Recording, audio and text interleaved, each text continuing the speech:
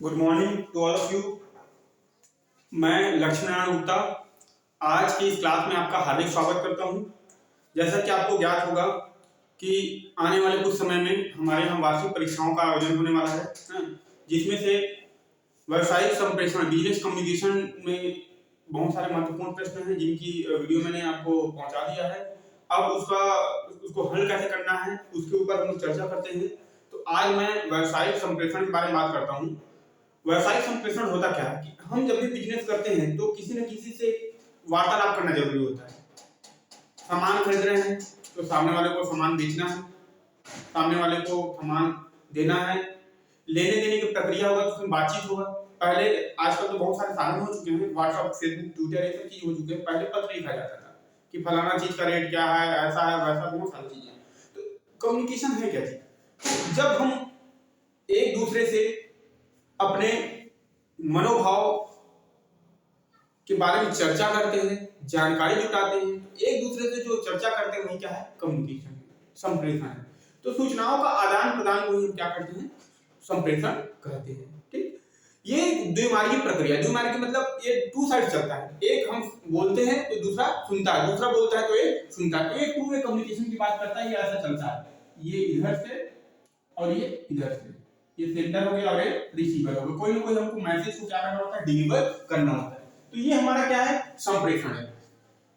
इसके तत्व या विशेषता क्या है? अगर विशेषता पूछे या तत्व पूछे, दोनों एक ही बात होता है। ठीक, तो इसके जो आवश्यक तत्व है क्या है? एक सतत प्रक्रिया।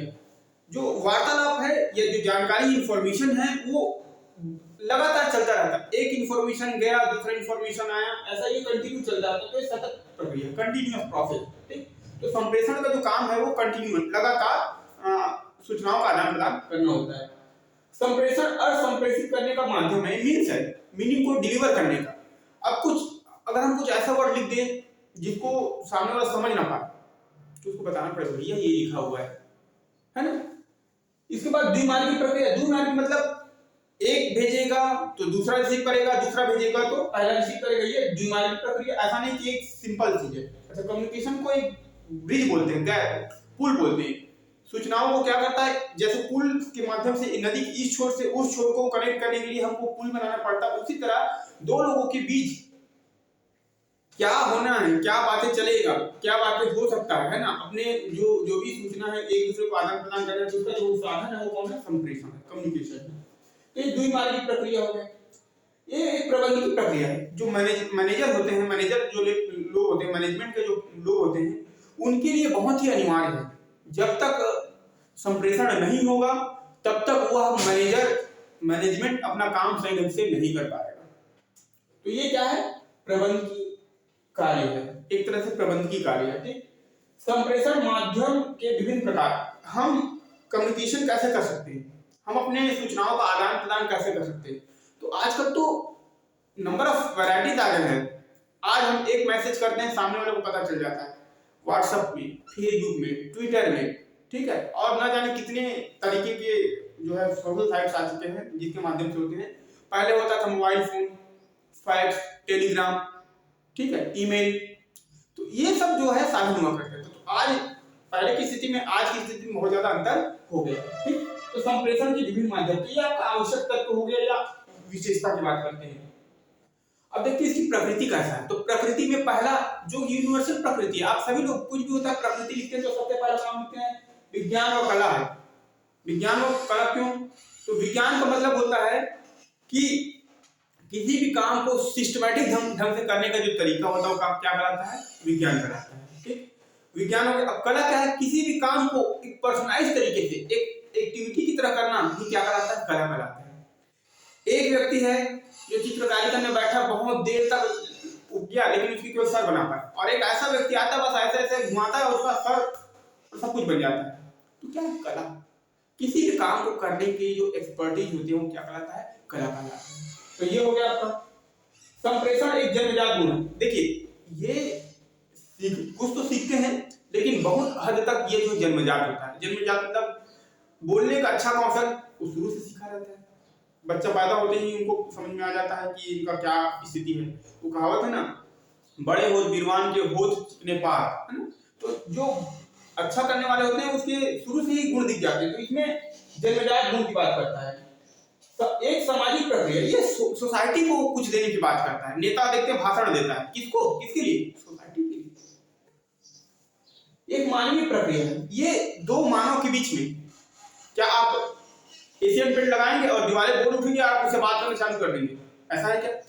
नहीं, हमको कम से कम अपने बात, अपने फीलिंग्स को बताने के लिए किसी और को और के सामने क्या करना पड़ेगा, बात करना पड़ेगा। तो हमको कम से कम दो लोग होना जरूरी है। तो ये क्या है, एक मानवीय प्रक्रिया, मानव द्वारा इसको संपन्न कराया जाता है।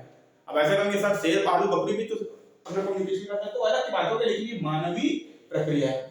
यह एक सार्वभौमिक प्रक्रिया है, यूनिवर्सल प्रोसेस। यूनिवर्सल प्रोसेस मतलब ये ऐसा नहीं कि केवल हमारा घर तक ही सीमित है, या हमारे स्कूल कॉलेज या अपने ऑफिस तक ही सीमित है।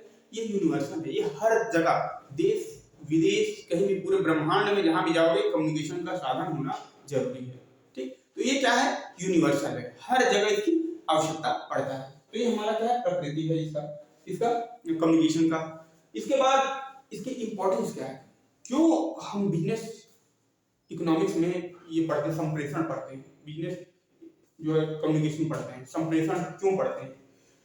तो सबसे पहले जो हमारा ऑर्गेनाइजेशन है, उस ऑर्गेनाइजेशन का बढ़ता हुआ, संगठन का बढ़ता हुआ आकार। पहले क्या होता था, हमारा बिजनेस छोटा हुआ करता था, कम काम की जरूरत पड़ता था, कम हमको बातचीत करने की जरूरत पड़ता था। लेकिन अब हमारा जो फर्म है, हमारे ऑर्गेनाइजेशन है, संस्था, वो क्या हो रहा है, दिन पे दिन, दिन दुनी रात चौगुनी बढ़ रहा है।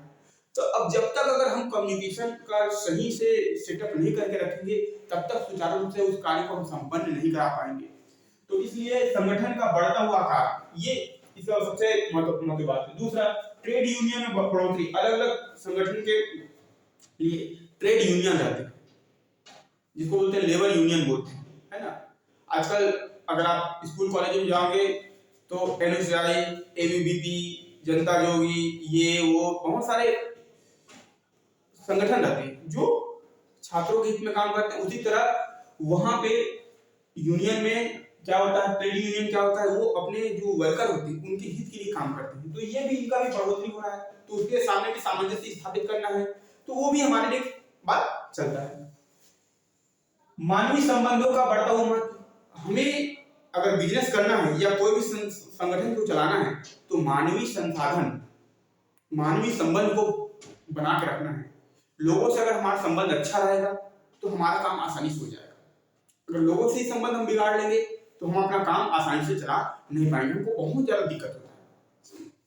ठीक, तो ये चीज मानवीय संबंधों का बढ़ता हुआ। आज के समय में इसीलिए ह्यूमन बिहेवियर पढ़ते हैं कि कैसे हम लोगों से अच्छे से बिहेवियर कर सकते और अपने ऑर्गेनाइजेशन को आगे बढ़ा सकते। इसके बाद जनसंपर्क, पब्लिक रिलेशन की बात करते हैं। देखते हैं कुछ भी शो अप होता है तो सबसे पहले प्रचार प्रसार किया जाता है ताकि लोग उसको जाने ये हमारे यहाँ क्या होने वाला है। तो जनसंपर्क की बात करते हैं, लोगों से जा जाकर के मिलने जुलने के जो काम होते हैं वो जनसंपर्क। तो ये जनसंपर्क करना तो आपको कम्युनिकेशन का होना जरूरी। फलाने जगह मुख्यमंत्री का कार्यक्रम है, हम जब तक प्रचार प्रसार नहीं करेंगे, किसके माध्यम से करेंगे, ये अपने कम्युनिकेशन के माध्यम से ही करेंगे ना, तब तो वहां पे भीड़ जमा होगा।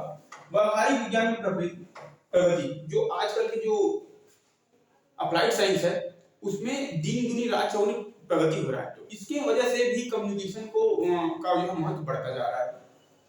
तकनीकी प्रगति, आज हम चांद तक भी पहुंच गए, ठीक है, तो तकनीकी प्रगति हो गया, तकनीकी प्रगति, अब चांद तक तो पहुंच गया, अब वहां जाकर के छोड़ देंगे, मंगल ग्रह में पहुंच जाएंगे।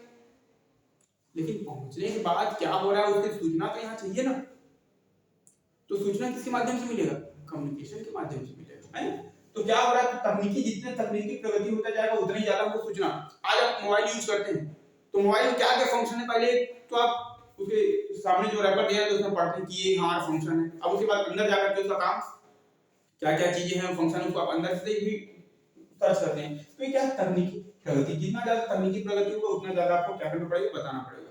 पहले क्या होता था, हाथ से काम होता था, तो जब हाथ से काम हुआ करता था तो ऐसी सिचुएशन में लोगों को कंप्यूटर जब आया तो उसको लिटरेसी करना पड़ा, कंप्यूटर लिटरेसी की बात किया जाए तो तकनीकी जो भी प्रगति होता है उसके लिए हमको कम्युनिकेशन करना बहुत जरूरी होता है। प्रबंधकों के लिए क्या महत्व है, अब प्रबंधक क्योंकि पूरे संस्था को चलाएंगे तो उसके लिए क्या महत्व है, तो सबसे पहले व्यवसायिक क्रियाओं का सफल संचालन। कोई भी व्यवसायिक क्रिया तभी सफल संचालन हो सकता है जब आपका कम्युनिकेशन स्किल अच्छा रहे, ठीक है। दूसरा, संगठन में समन्वय। अगर हम संगठन में समन्वय की बात करते हैं, जो है coordination is the essence of management की बात करते हैं, ठीक। संगठन में समन्वय ही सबसे बड़ा बात होता है। तो जब तक कोऑर्डिनेशन नहीं बैठाएंगे तब तक कोई भी संस्था सही ढंग से चालू से चल नहीं पाएगा। तो कोऑर्डिनेशन बैठाना है तो आपको क्या होना चाहिए, कम्युनिकेशन का स्किल बहुत अच्छा होना चाहिए, कम्युनिकेशन बढ़िया होना चाहिए, तभी हम संगठन में समन्वय बैठा पाएंगे। निर्देशन और नियंत्रण का आधार, किसी चीज को आदेश देना है, निर्देश देना है, तो उसके लिए कम्युनिकेशन का होना बहुत जरूरी है। अगर कम्युनिकेशन नहीं होगा तो सामने वाले को जो है आदेश की प्राप्ति नहीं हो पाएगा या निर्देश की प्राप्ति नहीं हो पाएगा। तो इसके लिए बहुत जरूरी है, इसका आधार है नियंत्रण और निर्देशन का आधार है। अब प्रेरणा व मनोबल, किसी को मोटिवेट करना है और उसकी मोराल में वृद्धि करना है, तो जब तक हम कम्युनिकेशन को सही ढंग से आगे नहीं रखेंगे तब तक हम उसके मनोबल में वृद्धि नहीं कर सकते, ठीक। तो ये मनोबल में वृद्धि भी होना बहुत जरूरी है, प्रेरणा मनोबल वृद्धि। बाह्य जगत संपर्क, श्रेष्ठ संपर्क, अगर किसी से हमको अच्छे कम्युनिकेशन करना है, हम अपने यहाँ काम कर रहे हैं लेकिन हमको बाहरी लोगों से अच्छा वार्तालाप करना है, अच्छा व्यवहार करना है, उससे संपर्क करना है, तो कम्युनिकेशन के माध्यम से ही हम उनसे अच्छा संपर्क स्थापित कर पाएंगे। तो ये श्रेष्ठ तरीका होता है। इसके बाद सामूहिक नेतृत्व में सहायक, अगर आप ग्रुप में लीडरशिप करने जा रहे हैं तो जब तक आपसी तालमेल नहीं रहेगा तब तक काम नहीं हो पाएगा। एक एग्जांपल लेते हैं, जैसे क्रिकेट मैच चलता है तो क्रिकेट मैच में 11 खिलाड़ी होते हैं, तो 11 खिलाड़ी आपस में तालमेल करके काम करते हैं तब जाकर के वो किसी चीज को जीतते हैं, ठीक है। तो इसी तरह अगर हमको सामूहिक नेतृत्व करना है किसी भी चीज का, तो उसके लिए हमको कम्युनिकेशन होना बहुत जरूरी है, आपसी तालमेल होना बहुत जरूरी है। तो ये आपका बिजनेस का कुछ बिजनेस कम्युनिकेशन का थीम था, है ना, जिसपे मैंने चर्चा किया है। अगर आपको ये वीडियो अच्छा लगता है तो आप आगे शेयर करिए, लाइक करिए, कमेंट करिए। आप बता सकते हैं कि आपको कौन सा चैप्टर के वीडियो चाहिए, वो आप हमें कमेंट बॉक्स में कमेंट करिए, हम आपके लिए वीडियो बनाएंगे। धन्यवाद।